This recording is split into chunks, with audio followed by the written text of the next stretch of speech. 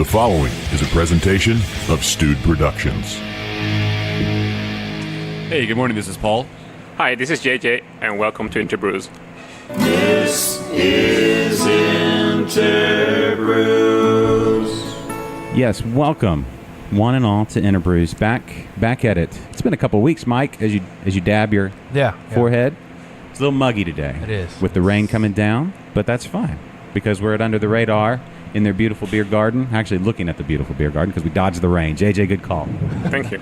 On cue. There's the thunder. It's like, no, I was like, no, it would be nice. We could sit outside under this big tree with the cloudy skies and everything, and then the bottom fell out, and now we're dry inside.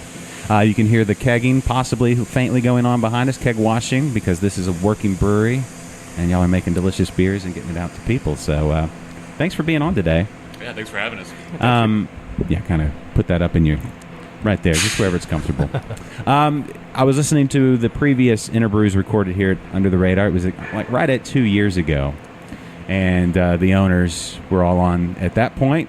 Whole new crew, whole new lineup for the podcast today. So we got a lot of catching up to do because 2 years is a long time in the new business brewing industry and all that. It definitely is. So let's catch up. Paul, what's the story? How are we at this point? So I will have my 1 year anniversary with the brewery into the month this month. About a year or so ago, the guys, Mike, Ned, and Herb, kind of put their careers and their lives on hold to do a passion project to get the brewery open. Stress in real life, kind of slowly crept in, and so I came in to kind of take over, the back of the house and some of the beer garden type stuff, kind of get us a little, more caught up. And then JJ took over as head brewer. So before it was Mike was Mike was brewing. Was the head brewer. Ned had moved out of town, but Mike had a kid, had to go back to real life, and so it's just JJ and I now. Yeah, it's JJ. It's. I feel like that was season one, and so much happened between. We went with the real timeline, so that the end of last season. It was, we opened a brewery. We've been open 9 months. And that was the end of the season. Now we're catching up previously on Under the Radar. And then everything that's happened. There's been a lot. We got to do a lot of catching up. So we've got a lot of awesome beers on tap over there and all that kind of stuff. But what is your background? Where do you come from? I'm from the Netherlands. Okay, is that north of here? Just northwest, yeah. Damn Americans. And I came to Houston now about 2.5 years ago. Okay. My wife got a job at the medical center, and I was doing software support in the Netherlands, and it was just boring, and I didn't like it. And she said, hey, I can get a job in Houston. I was like, why not? Let's go for it. Yeah. Wow. And I used to be a home brewer, so I came to the U.S. I was waiting for my work permit to come in, and just hitting up all the breweries and having fun. And one of my friends came over, and we hit up Under the Radar at some point. And Mike was actually working, and he was brewing with Caleb, one of our previous brewers. So we came in. I know you guys are closed, but can we get a beer? Like, why not? You guys can try. And so Mike was like, yeah, you know what? I'll have a beer with you. And we started chatting and like, hey, what are you doing here? And he's like, when you're just having fun and looking at breweries. And so what do you do? You're in the U.S. I was like, nothing, because I'm still waiting for my work permit. And then he's like, so what do you want to do when your work permit comes in? And then my friend says, he wants to brew beer. And then Mike was, oh, okay. Just send in your resume and, we'll see. And sort of that got the ball running. I think the first 3 months I worked pro bono because I didn't have a work permit yet. So I just, hang around in the brews and I just helped around with small stuff. And slowly that evolved into me doing all the production here. Well, there you go. Wow. There you go. Maybe that's Mike. You need to start telling people, what do you want to like? I'll be there to be. He wants to brew. Yeah, that's kind of exactly, I'm just gonna go. I'll just go watch you. I'm just gonna watch I'll you. Spot you. I'll give you a spot. Yeah. You need a spot on those hops. Yeah. Yeah. So the Netherlands. My cousin or my wife's cousin. So it's my cousin now, but her husband's family is from the Netherlands. They go back regularly, and I have to say off the bat, everybody's tall there. I'll tell you, that's one thing. I'm going to assume that everybody like everybody in his family, they're all, and you are tall. Everybody is tall, and I hear the beer is good there too. So That's true. Although we don't have really a big beer culture yet. No? The craft beer scene sort of evolved earlier in the U.S. And it's getting there, but the U.S. is still like 2-3 years ahead in the development. And you have like all these amazing countries around us that have like all this beer culture. Like Germany has all their awesome styles. Belgium has all their awesome styles. What is the Netherlands known for? Heineken. You know, I mean, we have a lot of nice beers, but it's not like we're we're a beer country. right. So my wife's actually from Belgium, and she always teases me when we go to bars. There's always Belgian beers on, but if there's a Dutch beer on, it's either a Heineken Light, or Amstel Light, or something like that. You know, I was like, yeah. So is that what got you into homebrewing? Just the lack of just other than Heineken and Amstel? Well, actually, one of my friends started earlier, and so we did with the group of friends. We did like beer tasting. So we went to like a beer bar, and we had like a guy explaining all the beers, and like I think it was like 10 different beers, and just doing a whole story about it. So that sort of got the ball running, and I was in a time where was at the point where I was getting more income, so I could spend more on beer instead of just going for the cheapest. You know, like here, you just, you know, you're going to get your buzz on, you just go for Bud Lights all night, and you know, you're done with it. Instead of, I wanted to have like enjoy a few beers and love them, enjoy them, feel them, and go crazy for them. So that sort of got the ball running, and then I got into home brewing. Of course, I think one of the first 3 beers I made tasted horrible, but I guess that's homebrewers, you know, tale. Yeah. But it's sort of I think at some point when you get a bit older, you're ready for more mature beers, and that got me into going for the more mature beers and trying everything. Cool. Very cool. So, okay, the beer we're drinking now, coffee. It's a dessert. It's a breakfast beer for sure, like a brunch beer. It's the perfect beer for now because it tastes delicious. Tell us about this beer. It's a Copbuster style beer, which is a relatively obscure beer. JJ was familiar with it. It comes from the Berlin area of Germany. Okay. I think the original brewers are using honey and molasses in it. And when the purity laws went into effect, the beer actually became illegal, so you couldn't call it beer in Germany. Outlaw beer. Yeah. So JJ brought it over. We're doing actually maple syrup and blue agave in it to give it kind of a Texas kick. Yeah. And then the coffee edition is kind of was another one-off where we were basically kind of dry hopping with whole grain coffee, or whole bean coffee rather. But it pulls forward a lot of that maple, that sweetness that's in there. So we're happy with this one. So Kottbusser, Kottbusser, right? Yeah, and so, it's a wheat beer. Wheat beer, because you guys are tasting it, but the listeners, of course, have no clue. Right. Yeah, they should be here for these podcast recordings. Note to everybody later listening. today when they open. Missing out. Yeah. So when was it's not normally when I think of coffee beers, typically it's a darker beer. You think coffee's dark or whatever, but it's a lighter beer as far as color goes. Yeah. When was the coffee added? How much coffee was added? That kind of. It's added post fermentation, so it's just like dry hopping post fermentation, and we add about 250 grams per half barrel. Okay. I have no clue how much is in an ounce. I try to stay away from the metric system. I mean, I try to use the metric system, stay away from the freedom system. It's metric. Let's say if we're honest, it makes more sense. It's like all based on 10, right? But it's like we don't know it. We don't want to, and we refuse to learn. Yeah, we don't know it. We don't want to know it, and so deal with it. World, I suppose. I don't know. But this is great. So it's the coffee's added late post fermentation, so you get all that coffee flavor, but it's super well balanced. And you said they're whole beans. Yeah, yes, we're using whole beans, so it's just going to be soaking the flavor up, not giving any of the color. Right. And that makes it so much fun because it's a very nice clear beer, and you're seeing it and you're thinking like, hey, this is not going to be tasting like coffee or smelling like coffee, and then you smell it, and the coffee aroma comes to you. Yeah, it's there. And then you walked it over here, and it just kind of like the cloud of coffee aroma hit. Yeah, it's got a nice nose, and we go with Constellation Coffee.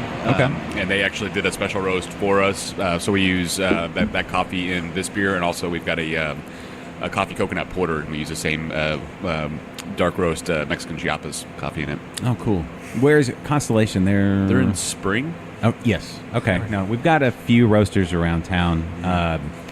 I tried to get a roaster set up to do a show, and I don't know, the coffee, I don't know if it's the whole, like if they're more caffeine, so they're more on point. Like, everybody in the beer industry is way more laid back. Yeah, man, just come on, it's cool. And they were like, we need times and potential dates and how long does this take and how many listeners and da-da-da-da. It's like, you guys are super into details, aren't you? Yeah, I'm in efficiency. I don't know if I'm comfortable with all of that. Well, we'll try this again later. But no, that's a delicious beer. Hot Buster. I've never heard of it. Is that...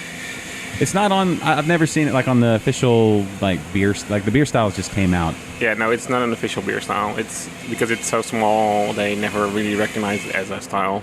Okay. So if you would classify it, it's going to be basically a wheat beer and then other styles in there. Yeah. Okay. I like that. I like doing rogue styles. That's fun. That's like it's an outlaw styles. That's cool. The styles, the 2019 guidelines just came out a week ago or a week and a half ago. And Mike, you're going to be disappointed, but American Ice Lager no longer a recognized style. So all those Bud Ice Ices that you've been cellaring are no longer recognized. Actually, maybe hold on to them to be collector's items. There you go. Yeah.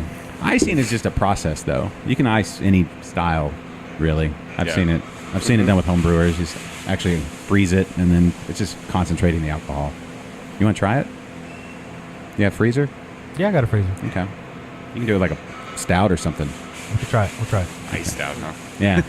You can do it with ciders, too. They have actual, like, ice ciders. I forget what they have some where they get the frozen apples. They're like the, what's the wine with the frozen grapes? It's not a wine podcast, so that's why we're all like, I don't know. It's a thing, but they put them in those frosty bottles. And anyway, they press like they get the grapes after it's already frozen on the vine, and then they press them. It's a super concentrated, almost syrupy. German wine, right? Maybe. I don't. Yeah, sure. We'll go with it. Yeah. You grew up closer to there than we did, so we're going to give you the nod as saying you know what you're talking about. So when we, again, I'll harken back because I just listened to the episode just to kind of refresh, but it was 9 months after the opening, or 10 months after the opening. I'm glad to see that the board games are still here. It got a little heated. The guys got a little heated when they started talking. They were very competitive. Yeah, and I think Settlers of Catan is what brought Under the Radar into fruition. Yes. The guys started playing that, and then just kind of nerded out on it, and then beer got involved, and it grew from there. Yeah, no, board games they'll do that. If everybody gets super competitive on it, it can get super intense real quick. So, but they do have the Saved by the Bell tribute, the game, Mike. We were just talking about that the other day. Mike's a big fan of Saved by the Bell. Right? They wanted me to call him Slater. I told them I wouldn't. Yeah, it's a popular addition to the brewery, definitely. Yeah. Do y'all have a favorite board game? I don't. They probably don't have time to play board games. Yeah.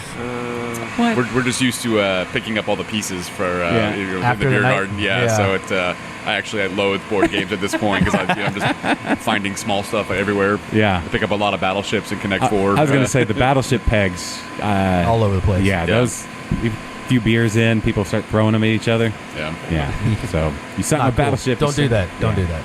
So all right. Well, we'll get back to beer. Enough of the games. No more games. All right. So hours now. When how often are y'all open? What are the hours as far as when we're open? For the tap room, we're here Tuesday through Sunday, so we're closed on Mondays. But we're during the week we're typically open 4 to 10. We're open till midnight on Friday and Saturday. Open at 10 Saturday morning, so we're the first brewery open. So we get a lot of people out of towners. They're like, man, we want to check out beers, and nobody else is open but you guys. So we're the start of beer treks pretty much every weekend. Which is nice. This is a good place to start. It's in the middle of everything, like geographically. Right. I'd have to get out a map but it may be the centermost located. It could be, yeah, but but if once you're here, Ito's really close by, so between 8th Wonder to Anomaly and Sigma, and you get over to St. Arnold's pretty quickly. But you can also be at Baylison in 5 minutes, So we're right smack dab in the heart of of things. That's the cool thing about Houston is so spread out. Like, you can go to any part of the city and you can drive 30 minutes, you're still in the city. You can drive 45 minutes and you're pretty much still in Houston. But down here, things are starting to. It's become almost like a little brewer's district area, and you can go to each brewery and check it out and feel the vibe. And every brewery's got their own personality, And I love the personality here at Under the Radar. One, the jasmine. Mike and I were commenting on it. Yeah. We actually stopped to smell the flowers, and they smell amazing right now. My backyard, I've got my whole back fence is all jasmine. So maybe I'd get some tables, some beer garden tables, and I just Open it up. open up my own Under the Radar, like do my own home Under the Radar. It's funny. We were recently brewing a saison, and the yeast, as it was fermenting, we sample it off. It actually had a kind of a jasmine nose on it. Yeah. So I'd be walking by the fermenter brew and be like, oh, that's nice. And I would get out in the beer garden, and be walking in my car, or something like, man, I can still smell that flipping fermenter. That's crazy. Then I look up, I'm like, oh, idiot! It's the Flowers. It's the huge vine in front of you. Yeah, the wall of flowers, the 8-foot wall of flowers. But yeah, but the way you've done it, just kind of all closed in with the shade tree, like you can't, like trees like that, out where all the trees are this tall. We looked into that, so yeah. It's pretty awesome, but it's super inviting, and just like I said, in the middle of everything, people can come here, and it's just like a little, I don't know, like you got a big city around you, but it's just it kind of. Yeah, you wouldn't know it when you're sitting at the table drinking a beer here. Yeah, it's super, super important. I don't know. I think it does people really well to have a place like this. Sure. To get away from the hustle and the bustle. Yeah. And just get to meet people. So. Well, I think it's like all breweries kind of have a an identity and a vibe, and it shows in the beer and in the tap room and stuff like that. And we're just kind of laid back, easygoing guys who make laid back, easygoing beers, and and our beer garden reflects that, I think. Yeah. Was this your first beer job? Yeah, I came from the bar side of things, so I do a lot about finished beer. Mm-hmm. But this was, and I'd been a home brewer, but years ago. But this is the first time I've actually worked for a brewery. Okay. Well, what do y'all think? You want to stick with it? It's a lot of work. It is a lot of work. Yeah. Like when we go to the breweries and I watch, I'm like, I don't know if I have. I'm kind of cozy and comfortable, and I just talk. That's kind of, this is kind of my forte. Sitting and talking is kind of... Not doing much work? Well, I'm one of the... Look, listen, we're all made for something. And the good Lord made me one of the great sitters and talkers... Of all time. Really, I've got... Like, I was built for sitting. For holding chairs down. There are, like J.J. Watt, he does football. They float away. Right. Yeah, we need people like you. Right. Gravity, can you really count on gravity all the time? Right. Is it a constant? I mean, probably, but we don't know for sure. And I kind of stand in that gap. So, but anyway, no, it's I mean, there's a lot of, y'all were hefting kegs in, and you're washing them out now, and the brewing is, labor intensive with the hot grains and all that stuff, but super rewarding too. So it is, and we're a really small operation, so everybody's doing everything. So it's you go from lifting kegs, helping you mash in, to going to make sales calls, and then just staring at the bank account, pouring up, paying taxes. Yeah. And this is both y'all's full-time gig, right? You don't have nothing else? Yeah. This is here. Yeah, this year, and it's very fun. It's very rewarding. I mean, I love it when I'm just finishing my day and the first people come in and they're drinking the beer and they're enjoying it and thinking like, "Hey, I made that." You're drinking that. Something I made. Yeah.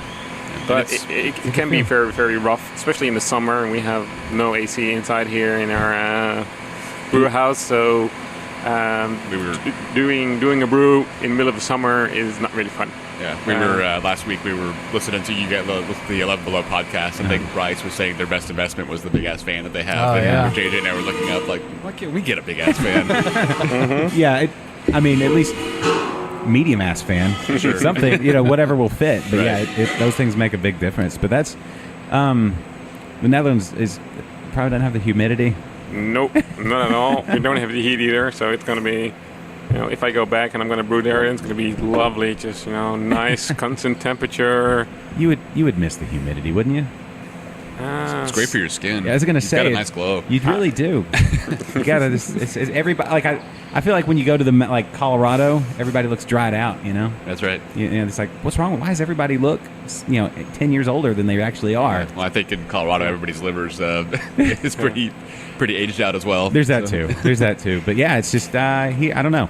I don't think I'll miss the humidity, but I'll miss the heat. I miss being just wearing shorts pretty much constantly during the whole year, and when I'm not brewing, I'm just wearing my flip-flops, flip-flop shorts, t-shirt. That's just lovely, and that sort of happens for about 3 weeks in the Netherlands when I can do that. Really? So yeah, that's sort of that's probably weather-wise the most thing I'm going to miss, just being chill and don't have like all this clothing you need to put on and stuff like that. Okay, I'm going to make some assumptions that aren't based on anything other than the handful of people I've met from the Netherlands, yourself included, 10 minutes ago.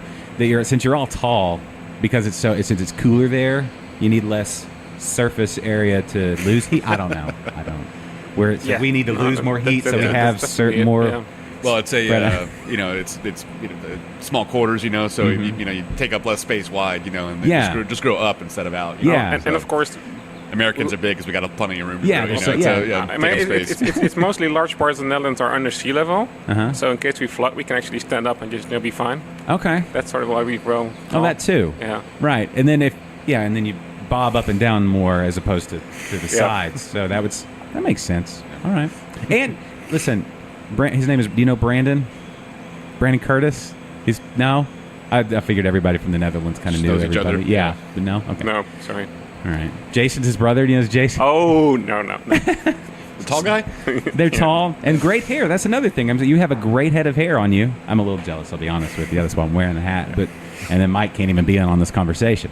Does everybody have great hair in the Netherlands? Well, not everybody, but generally... Just everybody y'all send over here? I mean, my family does, I know I'm going to get gray in like 5 to 10 years. I'm going to be completely gray. And both my parents have like silver hair.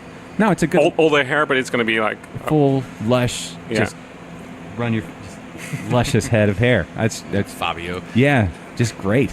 I don't know. This is what I do in the winter. I let it grow and just like... Yeah, it's nice. It's got a nice mane. Yeah. Well, congratulations for all of y'all with all that hair. I don't know where my people come from, but they didn't bring the hair with them. It's just got a meh. And then Mike, what happened? None of your people from the Netherlands, huh? Obviously, there's not a single.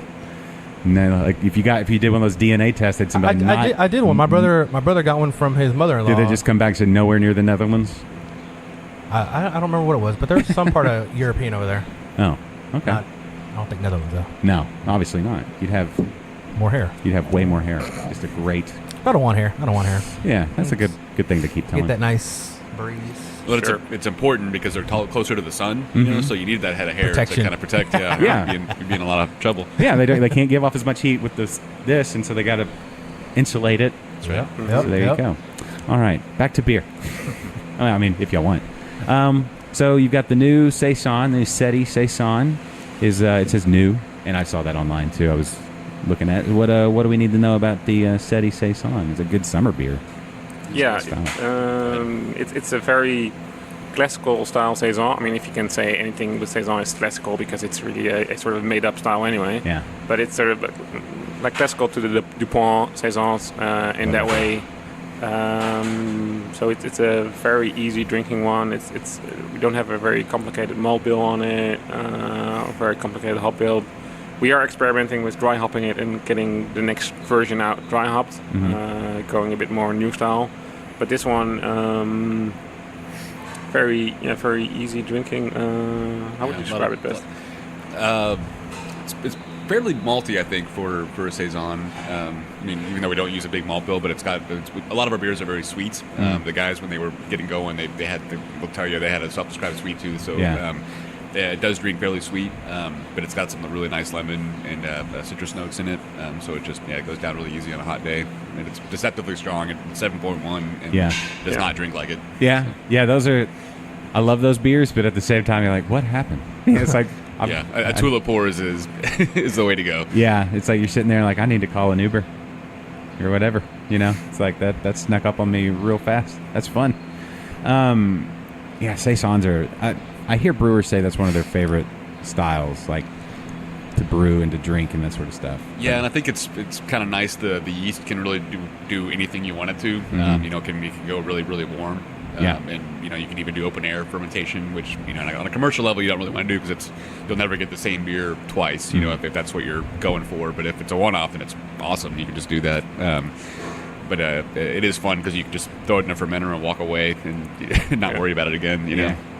Yeah, those I love that. I love that style, and it goes a lot with food, a lot of different foods too. So especially like stuff on the grill, lighting fish and chicken and anything, pretty much anything you throw on the grill. But yeah, I love saison. Let's see. Oh well, when I was here, okay. Well, one thing before I get to more beer talk, they were in the midst of going from a production brewery to a brew pub license. So did the brew pub license, is that what y'all are under now? Or Not current. We're still on the brewery manufacturing license. We've got to renew our license in November, so we'll try to do the brew pub. But I guess y'all are paying close attention to what's going on in the state Senate right now. Yes.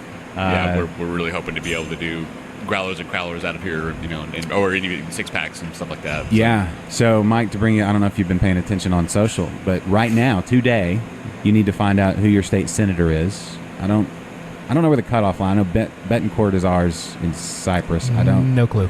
Okay. Well, if you go to Texas Craft Brewers Guild or the Craft Pack, either one on Twitter, they've just put R on their website or whatever. They put the link out so you can call your senator. Literally takes 2 seconds. You can call and say, please support this bill, because it's the Sunset bill. The TABC Sunset bill was in the House, 2 weeks ago, I guess? I think so, yeah. And it was real tenuous. Did you see any of that? Oh, man, you missed all the drama. Let me tell you. All right, so they sent the Sunset, so every agency in Texas comes up for Sunset every 12 years. So they reevaluate to decide if it's something that Texas wants to keep. So the TABC, which is the Alcohol Bureau, whatever, blah, blah, blah, blah, blah. They're over alcohol bars, breweries, all that kind of stuff, right? So they were coming up for Sunset. So they look at it to see if it's an agency they want to keep, but typically they just amend it and, go from there. Well, the bills to get beer to go that were in the House and the Senate never got out of committee in the House because distributors, basically, and money, because they're jerks. Yeah, what was it? There's two lobby groups. One was cool, and the other was their typical selves. I forget which one it was. The Texas distributors, Anyway, the bad guys. So they paid off. Some of the representatives their family owns distributors, especially down around the border. There was one, I forget the representative's name, and then the Dallas area. Anyway, they got paid off. It's like $40,000. We'll buy you a representative if you have that. So anyway, they basically they killed it in committee, so it never got out of committee to get a vote. And the thing was that it had bipartisan, massive support at large in the House, so it would have passed. Plus, thousands of signatures from Texans all across the state, so it had wide public support as well. And in the Senate, it had general support, but a handful of people paid it off and got it killed in the committee, and so they added an amendment to the TABC Sunset bill. So that was part of it. So once they were able to get it on as an amendment to that bill, then it passed unanimously. But here's the tricky thing. Did you see the vote? So they voted for the amendment, and at first it was 71 to table the amendment, which means it would not be. They'd have to included with the bill. Yeah, it wouldn't be included. And they're and everybody, there's a bunch of people, from the Craft Brewers Guild, people from Houston and all around the state in the gallery. And of course, everybody's going nuts. It's how did it, it was 71 to 70 to table it. Well, then they're can we double check that? And so they went through, and 6 people on the nay side, so that would have tabled it, or the yay. The yays to table, nays don't table it, let it go through. 6 of them weren't even there, but they somehow had voted yay. Got a vote in there? I don't understand how that happens. I don't know, did somebody just reach over and click their button or something like vote that? by proxy, I guess. And so they went through and said, oh, we'll chunk out their vote if they're not here. So then when they chunked out the votes that weren't there, it passed.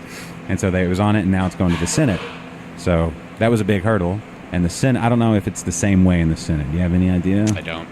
Yeah, I don't know. I just watched, it was I've never watched a legislative session, online, with so much, cheering. It was like watching the Rockets game last night, which we won. Yeah. To date this podcast, 2-2. Rockets, Warriors. I think we're going to win the series. I hope so.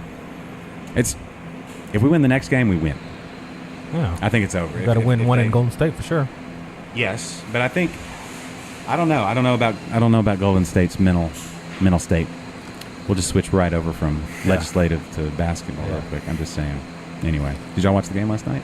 I did not.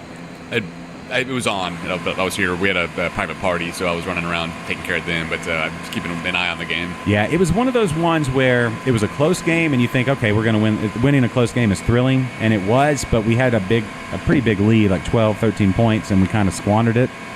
Per the Rockets, sometimes in the third quarter, especially, and so the crowd was just like, you could tell everybody's like, what the hell is going on? So it was kind of quiet, so it wasn't quite as exciting as coming back and winning. But hey, we won. Yeah. That's right. Win's a win. Win's a win. Now it's tied 2-2, and now we have a chance. That's right. So, yeah, I like our chances. Me too. Do you think it'll go 7? Probably. I don't want it to, but probably will. I think it'll go 7. That's on a Sunday. You can come here. You'll have it on, right? Absolutely. Yeah. Yeah. Not this Sunday. No, would it be this Sunday? Today's only Tuesday. Yeah, it'll be this Sunday if it's Game 7. So party it Under the Radar. Boom. That's right. Game 7. Game 7. Unless If we win needed. at 6. Yeah. Yeah, if necessary. Okay. We're all out of beers. Yeah. You think we should? Yeah, let's fix that. We can pause. We'll pause real quick. That's what we'll do. Nobody will even know. I always do that. I should just pause it. Nobody would even know. All right. What's So, what did you want to talk about, Mike? Did you want to now? Yeah, see, I know, Paul, you said that there's there was 5 on. Yeah, the guys opened with 5 core brands that we still have Right. on the day. But it was pretty diverse. So it was, we had the Radar Love Hefeweizen, we had our Dirty Blonde as a blonde ale, we had an IPA, a porter, and a Bock. And then just over time, we've added some new styles and kind of gotten a little more playful and tried to stay current with the market. But also we'll take our base beers and kind of play around with them a little bit. So like the Coffee Hacky, we made the Cop Buster as a new beer we wanted to try, and then the coffee just kind of grew organically out of that. We just started playing around with it. We've got the Buccaneers, a rum Bock, so we take our Midtown Bock and then we are aging it with rum-soaked oak chips. So just to give it a little bit of a different kick. Changes the beer a bit, but it's still, but it's not radically different. It's just another kind of interesting thing to do. Wow. So it's, it helps us kind of have more variety without having to, go back to Drawing board. Every single time we want to do a new beer.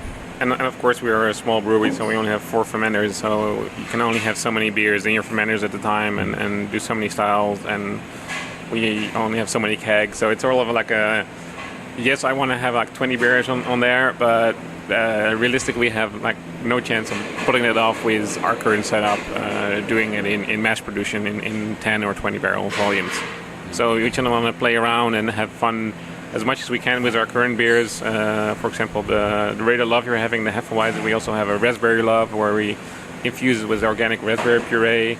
So it gives a bit more of like a tartness and a little bit of sweetness, because raspberry is not really sweet. People think like, hey, it's fruit beer, it's going to be sweet. No. I like to call it sort of like a gateway beer to sours, because it's not really overly sour, but the tartness is in there. So it's sort of like, if you like that, go try a sour. We also, with the variety, style, the number of varieties that we kind of grow up with, we're self-distributed, so we have a lot of contact directly with customers out in the market. Mm-hmm. So, for a lot of accounts, somebody will say like, hey, like your IPA, is there any way you could do something different with it, just for us? And so, we'll say sure, and then sometimes that sticks, and it's like, oh, well, let's just make another one of those and put it in the tap room. And, so some of the styles of beer that kind of grow up kind of come from somebody saying, can you do us a favor for an anniversary party or something, and we just we make it and we like it, and so we just keep rolling with it. That's cool. That's the flexibility of being the size that you are. Right. I mean, there's something to that. Right. I mean, we can do stuff, kind of be playful, without a huge financial commitment, to it. If we were making 30 barrels of something, that's an expensive, way to play around, Yep. So the size of your brew, like your fermenters, what size are these smaller ones, or those are the 10? 10s, and then we've got those are 120. 120. Okay. And then the brew house itself is a 10 barrel. 10 barrel, and you yeah. just double batch for the 20? Correct. Okay. And we hope to, hopefully, sometime next year, sell 2 of the 10 barrels and get 2 more 20 barrels.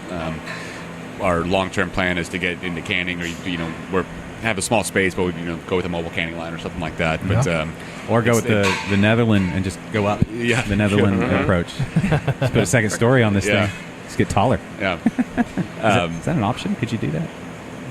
I've seen that. Yeah. On this type of structure? I don't know. Probably not. Not in this building. But Yeah. yeah, the next time we get a hurricane, Under the Radar might it might go away. They're really under the radar. Yeah. Now this okay, so I'm drinking is it the mid frequency? Is this the It's the hop shot. So we took our mid frequency and then we did an additional dry. So the frequency is dry hopped anyway, but then we did an additional through a hop rocket basically. Okay. Added some extra hops. It's with lemon drop. Lemon drop and cascade. So you're having a lovely blend of 6 different hops in there now. So yeah, I feel like And which one is it? I can almost taste them the all. top left one or the top left one, yeah. Okay, go on top left. Okay. It's so the you say the word lemon drop. I was thinking when I first took a sip, almost like a lemongrass kind of quality to it, like that lemon flavor, but still like it's not quite fruit. I mean, it's fruity. It's the lemon flavor, but there's still like that a little grass in there. Right? Yeah, and so it's really good though. It's really refreshing. Yeah, and in our normal IPA, we dry hop with Simcoe, Amarillo, Citra, and Centennial. So you got like the Citra helps with the lemon drop, sort of get that lemony out there, and you get like the nice floral notes from there, but also a little bit of piney. So it's yeah, I like that. Some little grapefruit from the Amarillo and Yeah, it's a really good. I could drink that. I love that. That hits me right in the heart. Right in the feels. Right in the feels. Yeah, that's midway between your stomach and your heart. The feels. That's where it gets me. I like that a lot. And that's kind of an updated version. Our original IPA was, I would say, was a little bit more of an English style, real floral and kind of heavy. So we. This is an updated version. Didn't really change the malt bill, but we started doing an extra hop addition during Whirlpool, and that really helped brighten up the beer quite a bit. 3 extra hop additions hops, in the dry hop. So, and we moved our hop. So we still have 1 big addition in the beginning for the bittering, but the rest is sort of like we tried to get it close to the Whirlpool to get more of the hoppy flavors out of it. As I think, as we see how IPAs evolve. It's more about what the hop flavors can give you than really the bitterness that generally was in the beginning of IPAs, where hop itself wasn't that evolved either. You're just like, hey, we're gonna give it some bittering, and it's gonna have a little bit of fruity or a little bit of piney and everything, but it's not really over the top. And you see now that people want to really get like all those nice characteristics. That one from the hops. So it's really fun to play around with it, and IPA is of course the best way to play around with that. Yeah, I'd like to be here on a brew day for that one. I bet it smells awesome. It doesn't suck. Yeah, I bet your neighbors all just kind of stick their head out the window too. And they're doing the brewing. They think we're making a bunch of pot or something, smoking a bunch of pot over here. If pot doesn't smell that good, this is a great smelling beer. I love it. That's good. Mike? I got the Radar Love. That's Hefeweizen. This is my favorite style. My favorite of all time. Is that hitting you in the feels? It is. That's my favorite. Yeah, that's a pretty traditional Bavarian style. So get a lot of banana, a little bit of clove in there. That's what I love. I like it Both too. Now I'm like, my favorite. I wish I had 2 mouths. I know, 2 separate. Yeah. Systems to taste them both at the same time. Seriously, yeah, that's the thing. It's like there's so many good beers. It's like how do you gotta be dedicated to really get and like all 12 of those. Yeah, I gotta come back. We'll be back. I mean, I've been here. We've been here plenty of times, so we gotta come back, but not with these. Yeah, and we're adding stuff all the time, taking stuff away. So it's there's always something interesting going on. So. What are you drinking? That's the coffee coconut porter. So we one of our base beers is our Porter Authority.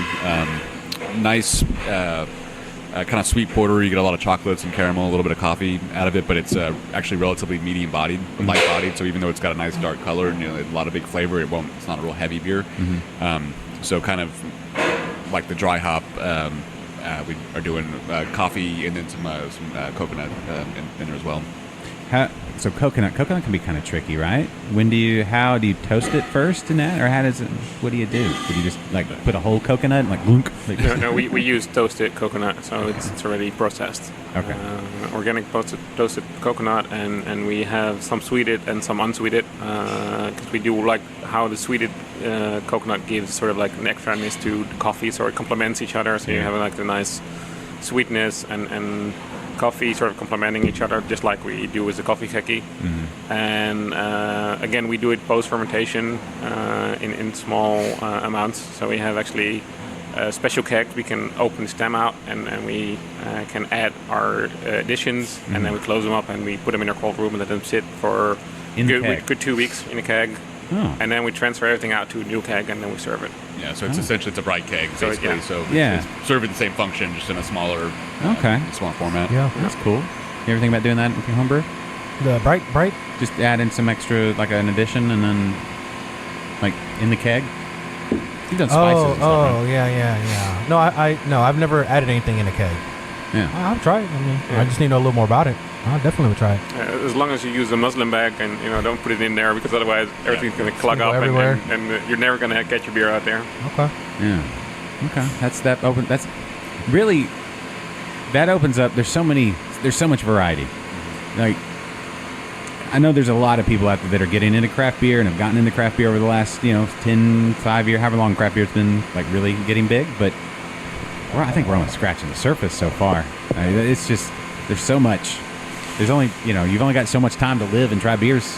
You gotta get busy. Well, I think brewers are typically just by nature of what it is, whether it's home brewing or in a commercial setting, they're just MacGyvers inherently. Like there's a lot of things you just have to kind of figure out. So that creates a lot of innovation and ingenuity. And everybody's got kind of their own weird little way of patching things together and doing stuff. So it's a cool group of people because everybody is forced to problem solve and just make stuff up.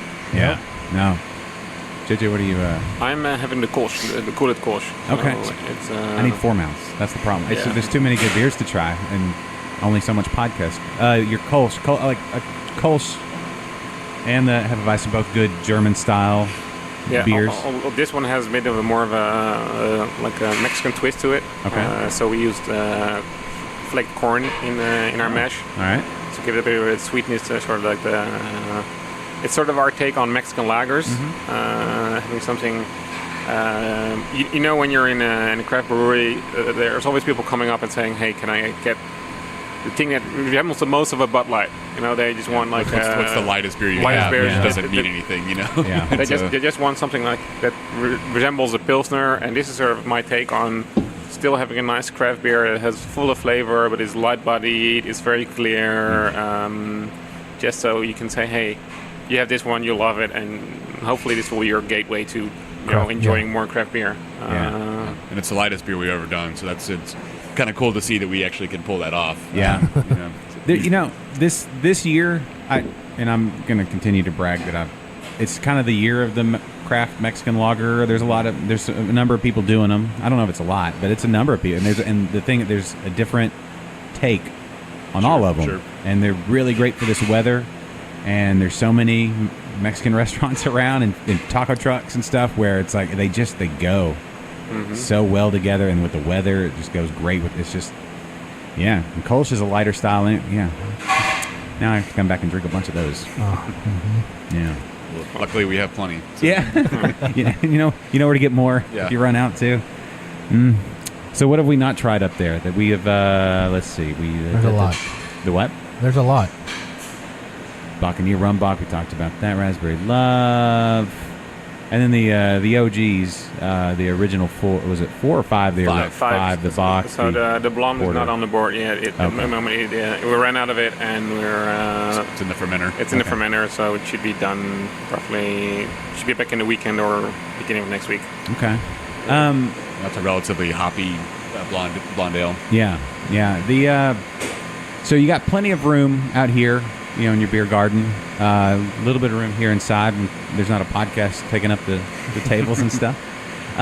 What are your busiest times? And I mean, you said you're open the first in the morning, so that's a good move. That's good. Saturday, the weekends are nice. You know, just we get a lot of bikers and cyclists and joggers and stuff like that are. Not not bikers. Yeah. There couldn't be more of a difference between the cyclers and the bikers. Yeah. It's like essentially people on two wheels, but as far as the spectrum goes, like guys in spandex and then guys in leather, or gals, however you do it. Yeah. I'm just saying that'd be a funny mashup. Like they all just come together. Yeah, we get the Harley Club and the Vespa Club, showing up at the same time.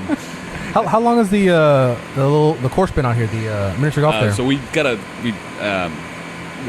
putting about halfway through the project of doing a 3-hole or a small putt-putt course. Mm-hmm. We're still building it out. We're going to do some aesthetic changes to it. And actually, right now it's 3 holes. We're going to turn it into 6 holes. So you play through 3 times and get your full 18. Yeah. The Tour 18. But it's been installed for about a month. But we're always kind of playing with it and tweaking it, here and there. I think it'll be done in about 2 or 3 weeks. And then we'll 6 holes, play it 3 times. Yeah. Or play once, but whatever you want to do. Yeah. Doesn't matter. Depending how busy it is. Yeah. Who wants to play? Yeah. Are you good at putt-putt? No. You guys can play a game after the podcast to see who's best. Okay. One quick 3-holer. Yeah. 1-holer, 2-holer. But there's pub rules. You got to play drink in hand, so you got to play one-handed. Oh. So you gotta put. Yeah. Okay. All right. It's on. Pub rules. I like it. We'll do it. I like it. All right. But and if we're tied at the end, like we miss on the second one, completely, then it's a cage match. You guys, we lock you up and but you still have to only one leaves. You have to keep your drink in hand though as well. Exactly. That would make it more fun. And don't spill the beer. Yeah, exactly. Or we could do long drive. No, you can't do long drive here. Sure, we can. No, you can't. We won't be that long. We do Neighbors. like our neighbors. Yeah. Yeah, we got to keep the neighbors happy. Okay. All right. Cage fight it is. That's fine. Whatever. It's fine. Paul, I have to ask you about your authentic Game of Thrones cup that you have on the table there. I heard about that. Yeah, I know it was a spoiler. I didn't see it live. Do y'all watch Game of Thrones? I'm just no, but I saw it. I watched it yesterday, but I didn't see it. Yeah, I didn't see it. I don't know if they already edited it out or not, but I completely missed it at least. Yeah. Well, the show's so dark, that it doesn't necessarily pop out. But everything looks like coffee on there. What are you talking about? Yeah. They're talking about that. The battle being so dark or whatever. Yeah, I liked Carbach's take on it though. There was a meme going around where somebody photoshopped in a can of Hopadillo inside another character's hand. Yeah. So it's like, you get just so worried about the Starbucks, you'll miss the Hopadillo in Rothor's hand or whatever. Yeah, nobody mentioned that. It's this season. I think everybody's just kind of in on the, everybody's just kind of in on the joke, I guess, or it's like the cast. They all know that they're doing the last season. It's like senioritis or something is what it feels like. I don't know what. It's just. Turn it in too early or what? Oh, obviously they're already produced and made, but. Yeah, I don't. It just. I don't know. It's like they knew everybody was going to watch no matter what, so they didn't take us. Yeah, and I've actually never seen an episode, so yeah, I don't. People, it's a cultural phenomenon that I have no connection with. Yeah, me neither. It's worth watching. Even people, I think. Up through season 6, it was so good. JJ, you watch? Yeah, I watch, and this season it's been okay, but it's missing something. It's I don't know what. It's sort of and then yesterday, me and my wife talking about, hey, there's only going to be 2 episodes left. There's so much story still to tell. How are they going to fit everything into 2 and 2.5 hours? There's only 2 more episodes left. Yeah. They're only doing 6. So the last 2 episodes were an hour and a half, and yeah, it's just. I think it just. I don't know if they wrote themselves into a corner. Like they have to hit all these marks before the show is over, and so they kind of sweep over a bunch of stuff at the end. I don't want to spoil. I mean, it's worth watching. Yeah, I'll get around to it eventually. Yeah. But when it's all done. Yeah, that's probably a better show. That super binge. But I think if I'm going to be honest, if I were to say what is the best show I've ever seen, like a TV, like a series, I know what you're going to say. What? Go. Breaking Bad. I was right. No lie. I just think from start to finish. Yeah, pretty fantastic. Yeah, 5 seasons is probably about whatever that time, however many episodes that was per season. Although I think in the end it sort of became a bit disappointing as well there. Breaking Bad? Yeah. Perhaps maybe it's all shows. Maybe it's just like you see the end coming, you've invested in these characters, and like anything that happens, unless they sprout superpowers. Well, and a guy like that last season, white supremacists were not as good of foil for Walter White than Gus Fring. So it's kind of like the bad guy was. The bad guys were not as cool as the you got to have a guys mastermind. halfway through. Yep. That's right. Is that your phone? Is that your new phone? Still in the wrapper? Oh, it is, isn't it? Yeah. Thanks, Perry. technical director. Yeah. Making sure your phone's on silent during the recording. You got a new phone though, huh? Yeah. How's that? It's good so far. So Ringing. far? It's working. It works so far. I can't turn it off. Okay, there it is. He doesn't even know how to turn it off yet. That's how No. new it is. Congratulations. It's my case. He had like it was like a rotary phone he was carrying around with a real long cable. Nice. I finally got Yeah. what is this one? XR. XR. Do they even number them anymore? I They just don't know. letter them? I don't know. That was the deal that was going on, so that's what I got. Okay. What is it? What can it do? Same as yours. Okay. Probably more. I don't know. I don't know. All right. Get a case. Don't break it. I know. I worry about you dropping that. Me too. It's right here over concrete. I don't know. A couple beers in. No, I'm Then good. our cage fight. It's gonna get broke. Yeah, we'll hold on to it during the cage fight. All right. What else do we need to talk about? I feel like we've covered Game of Thrones. Did y'all see Endgame? Like those are the two big cultural things. I have not seen it yet. Okay, I won't spoil anything on that. No. Mike doesn't watch any of the movies. Did you? Are you? I've seen it. Yeah. Okay, it was really good, right? It was good, yeah. Okay, we'll say that. We won't spoil Did you anything. cry? Yeah, I'll be honest with you. I did. Wow. I did. Listen, okay. So I have 3 daughters. Anytime there's kids involved, and from a dad's perspective, what did we watch? We watched some. We watched Christopher Robin, the movie with Winnie the Pooh.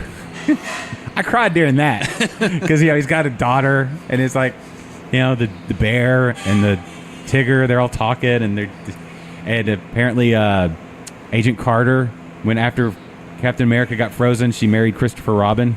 I don't know if you knew that or not. I don't know if that's canon in the MCU, but that's what she did. Is that a real thing?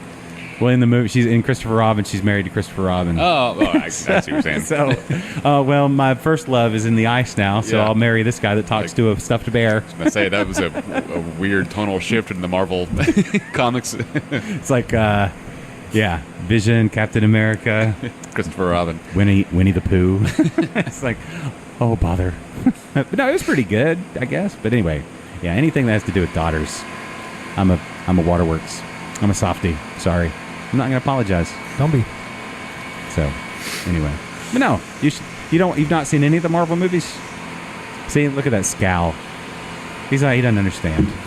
Have you seen any of the Marvel No movies? interest. No interest at all. I've seen most of them. I've not seen all of them in the theater. Like after them, I wait till they show up at some platform and just watch them. Yeah. At home.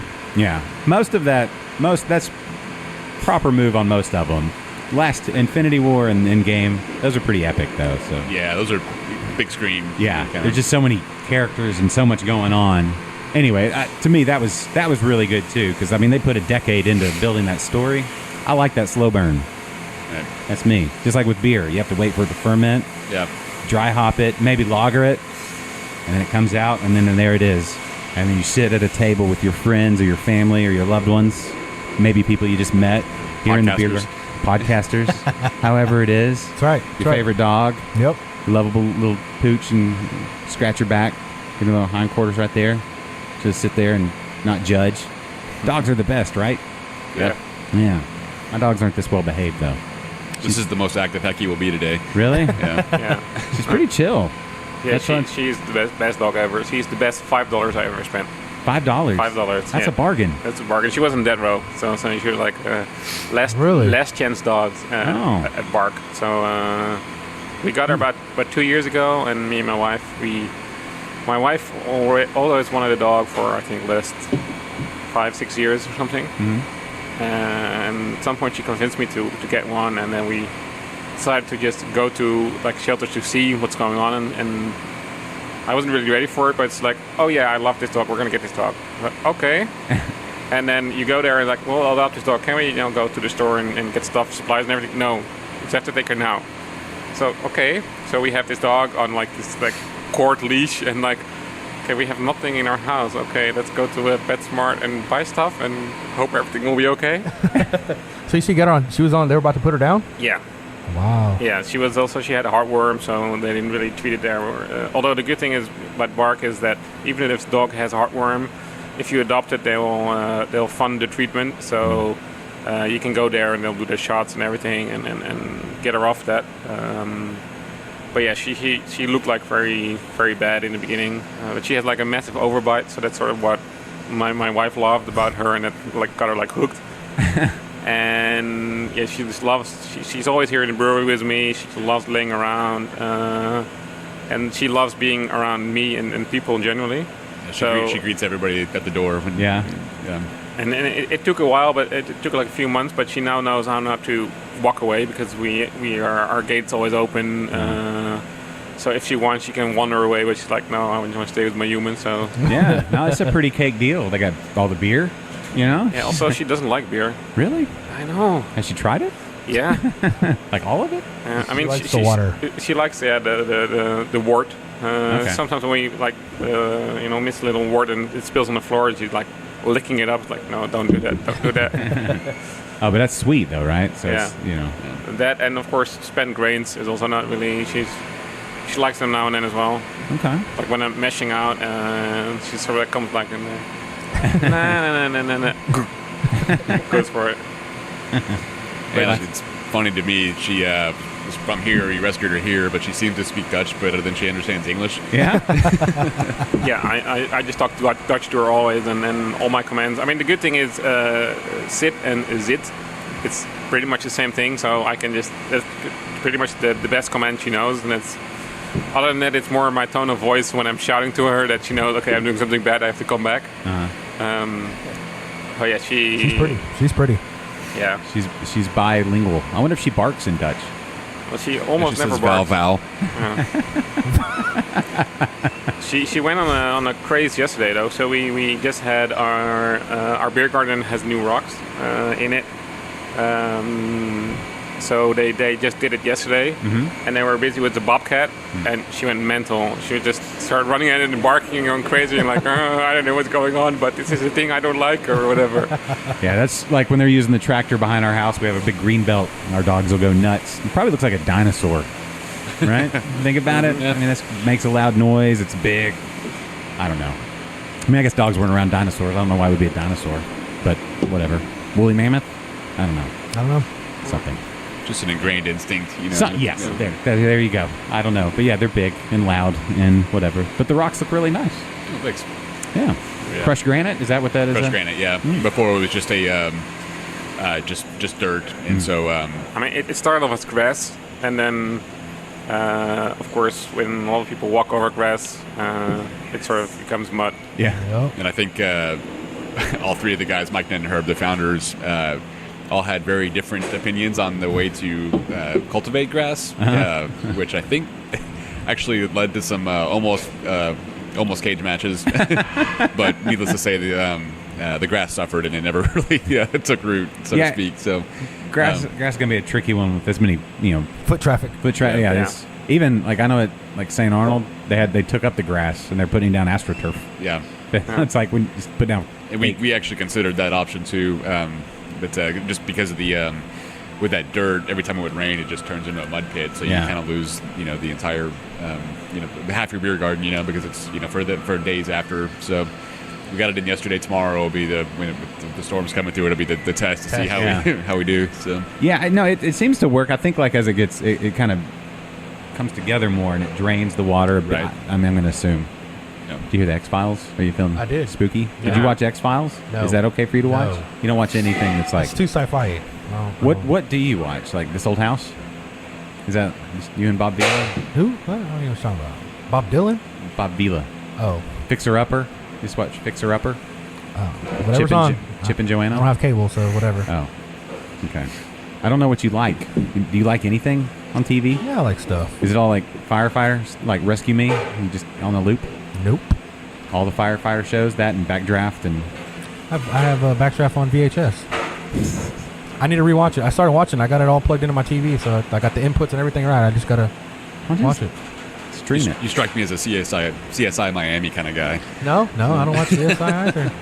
No? Why don't you stream Law and it? Order? No, I don't watch Law and Order. I don't like that. Give us a hint because we have no clue what you're watching now. Yeah, seriously, you're a mystery. I like Family Guy. Okay. What else? I like Queen of the South. It's like a drug cartel. It was on USA Network, I think. Okay. But it's on our Fox Fast. Did you ever watch Narcos? No, I want to. You should watch Narcos. If you dug drug cartel, that's Yeah, it's good. What else? yeah. It's real good. I don't know. You should watch Narcos. Well, I'm watching other stuff, so I can't. You can watch more than one thing.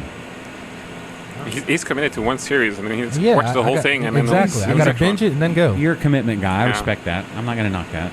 Yeah. So, So even if he likes the series, he'll just wait till it's finished, and then he can Yeah. binge watch it all in one go. Bam. yeah. Thanks, JJ. I don't know what I'm going to do now that when Game of Thrones is done. I don't know what I'm moving on to next. And you get that depression when your favorite show is when you run through it. Yeah. Yeah. Now, and I don't know. We finished up Catastrophe. That one's a good one, especially on Amazon Prime. It's a comedy, like a dark comedy kind of about a married couple.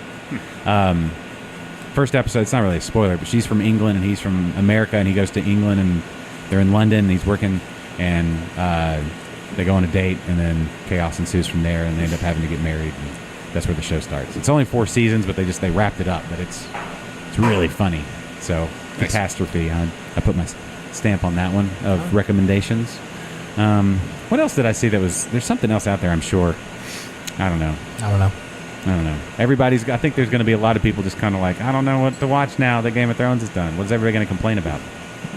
Yeah, Monday mornings will be a lot bleaker. Yeah. It's Nothing to talk about. just Facebook, you'll look on there and just be empty. Yeah, Nobody will be complaining about. Facebook shuts down. Yeah. What happened to Facebook? Game of Thrones was Yeah. done and nobody knew what to talk about. They ran out of memes. Yeah. I mean, they're going to do a spin-off, so probably people will be hyped for that. I think they're going when to do those hit? like 2 or 3 or something. I don't know when they're going to hit. But I mean, it's been like waiting for like a year and a half or something for Game of Thrones. Yeah. 2 years, I don't know. Okay. So I guess we're used to waiting for them. That's true. JJ, way to bring it home and bring me back to earth. I appreciate that. All right.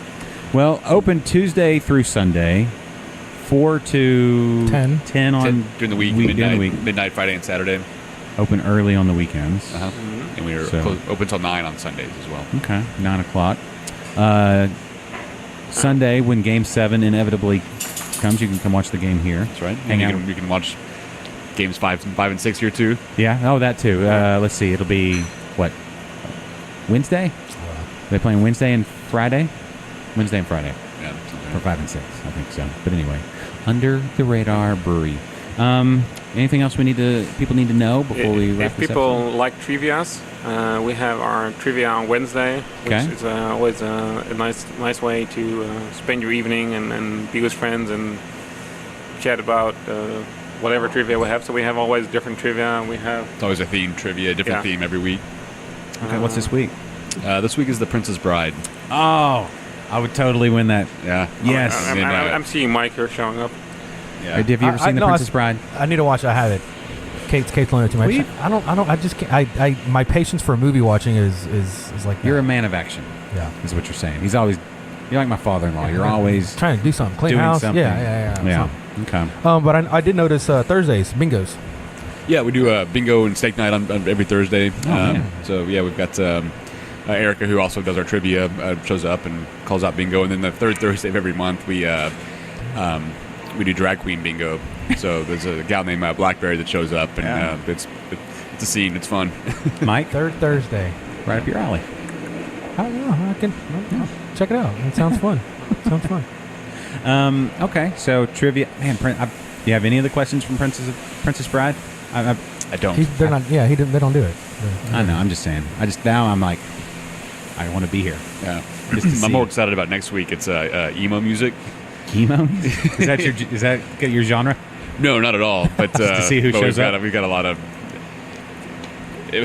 moody employees that listen to all kinds of bad yellow card and crap like that. So it's kind of horrible. poking them with a stick a little bit. So I like that a lot. Get their friends out. yeah. I respect that a lot. I like that. Although we're sort of fighting over the music sometimes. So I like my JJ listens to really bad European techno music loudly, and then Jaron Sellerman listens to death metal all the time. I was gonna. You can't have a brewery. Also very loudly. He either listens to death metal or he listens to NPR. It's a really strange dynamic. Yeah. I feel like there's like a at least a Houston like brewery bylaw that at least one metalhead must just work have at to. each brewery. It's like there's a quota. They come in.